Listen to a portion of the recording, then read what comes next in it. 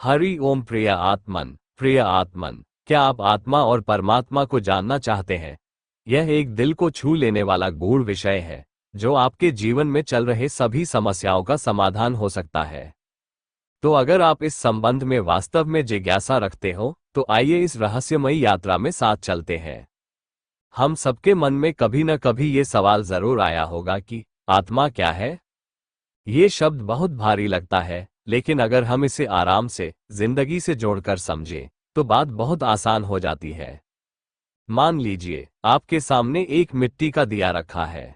जब तक उसमें तेल और बाती है तब तक वो दिया जलता है, रोशनी देता है। लेकिन जैसे ही तेल खत्म हो जाता है, रोशनी समाप्त हो जाती है।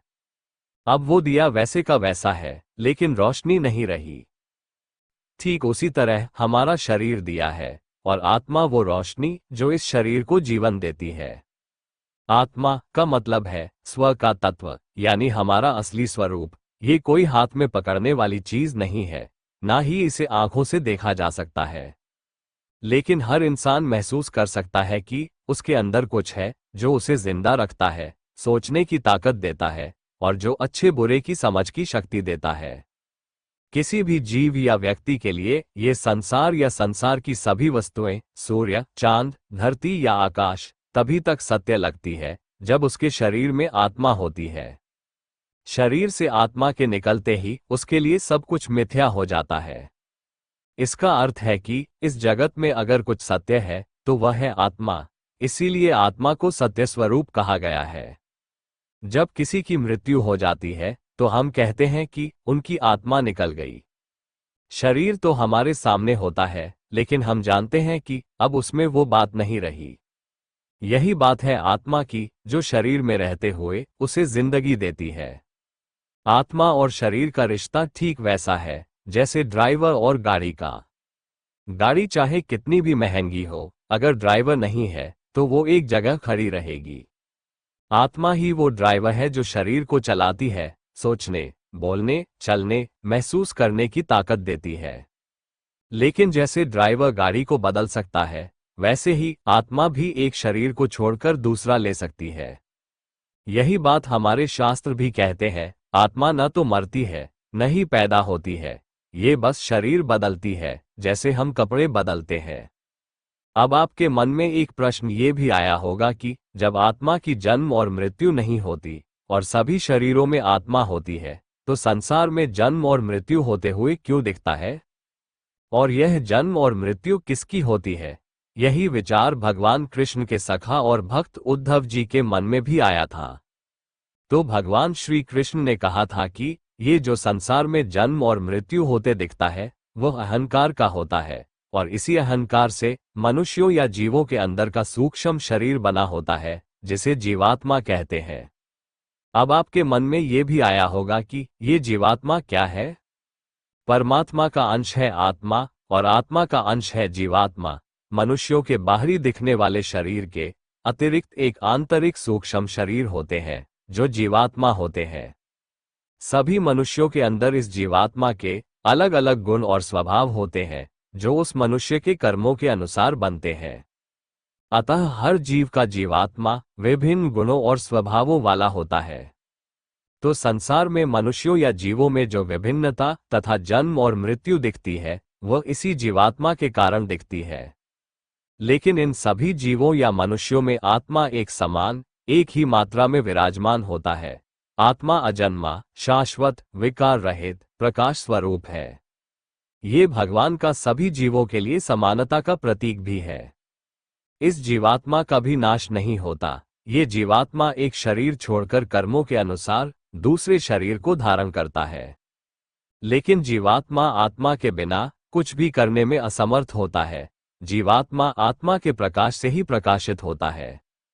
जैसे चंद्रमा का अपना प्रकाश नहीं होता, वो सूर्य के प्रकाश से ही प्रकाशित होता है। इस तरह आत्मा अगर सूर्य है तो जीवात्मा चंद्रमा।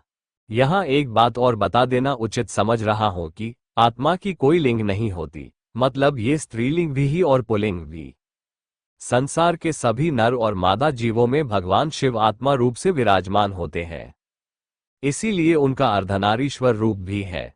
प्रिय आत्मन, अगर आप आत्मा परमात्मा, जीवात्मा, प्राण और मन के बारे में विस्तार से जानना चाहते हो तो इसी चैनल पर इस संबंध में कई वीडियोस मिल जाएंगे, जिसका लिंक आपको डिस्क्रिप्शन बॉक्स में भी मिल जाएगा, आप उसे भी देख सकते हैं। तो आत्मन श्रीमद् भगवद गीता में आत्मा के बारे में बहुत ही सुंदर और गहराई से बताया गया है। श्री कृष्ण अर्जुन से कहते हैं, आत्मा न कभी जन्म लेती है न ही कभी मरती है। ये नित्य मतलब हमेशा रहने वाली, अजन्मा जिसका जन्म नहीं होता, शाश्वत मतलब स्थायी और पुरातन है।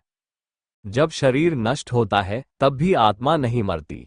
ये बात बहुत सुकून देने वाली है, क्योंकि इसका मतलब ये है कि मौत ही अंत नहीं होता है, आत्मा अपनी यात्रा जारी रखती है।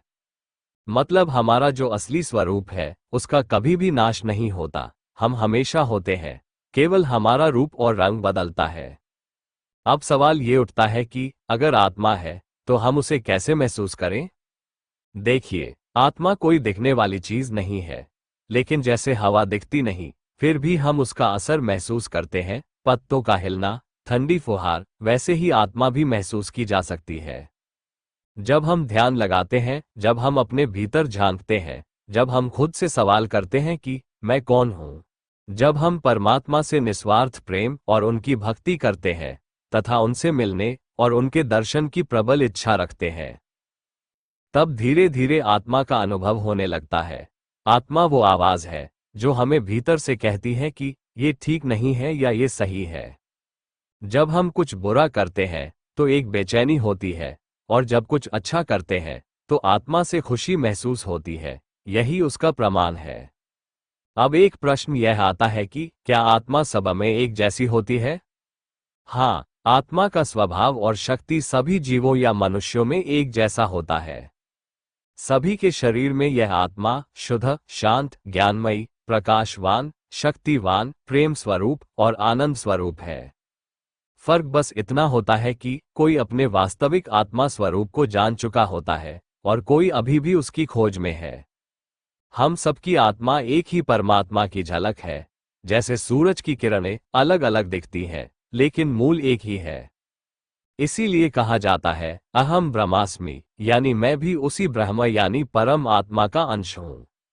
अब एक और प्रश्न यह आता है कि आत्मा का लक्ष्य क्या है? आत्मा का असली मकसद है अपने परम स्रोत परमात्मा को पाना, और जीवात्मा का लक्ष्य है आत्मा को पाना। यानी जीवात्मा के आत्मा में मिलने से और आत्मा के परमात्मा में मिलने से जीवन का मुख्य लक्ष्य प्राप्त होता है, और इसके साथ ही मानव जीवन का जन्म और मरण का चक्र समाप्त हो जाता है, और इसे ही मुक्ति कहते हैं। जब जीवात्मा इस संसार में आती है तो वो माया में फंस जाती है। नाम, पैसा, रिश्ते, सुख दुख, ये सब जीवात्मा के लिए एक अनुभव होते हैं। लेकिन एक समय ऐसा भी आता है जब जीवात्मा को लगने लगता है कि इन सब में कुछ अधूरा है। तब वो अपने असली घर की ओर लौटने की कोशिश करती है। ध्यान, भक्ति, सेवा और सच्चे ज्ञान के जरिए वो अपने परम लक्ष्य आत्मा और परमात्मा को प्राप्त होता है। आत्मवान बने या अपने आत्मा को कैसे मजबूत बनाएं? जैसे शरीर को भोजन और व्यायाम की जरूरत होती है, वैसे ही आत्मा को भी पोषण चाहिए। आत्मा का भोजन है सत्संग, ध्यान, प्रार्थना, भक्ति, सच्चे विचार और अच्छे कर्म। जब हम रोज कुछ समय शांति से बैठकर ध्यान करते हैं, अच्छे ग्रंथों को पढ़ते हैं, भले कर्म करते हैं, तो आत्मा खुश होती है और शांत होती है तथा मजबूत बनती है। और जब आत्मा मजबूत होती है तो जीवन में आने वाली मुश्किलें भी हल्की लगती हैं। अब आप कहेंगे कि क्या आवश्यकता है इतने चक्रों में पढ़ने की या आत्मा के स्वरूप को समझने की? अगर हम खुद को सिर्फ शरीर मानते रहेंगे तो डर, दुख और उलझने कभी खत्म नहीं होंगी। शरीर के सुखों और दुखों से परेशान होते रहेंगे, छोटी छोटी घटनाओं से विचलित होते रहेंगे और उसी में उलझे रहेंगे।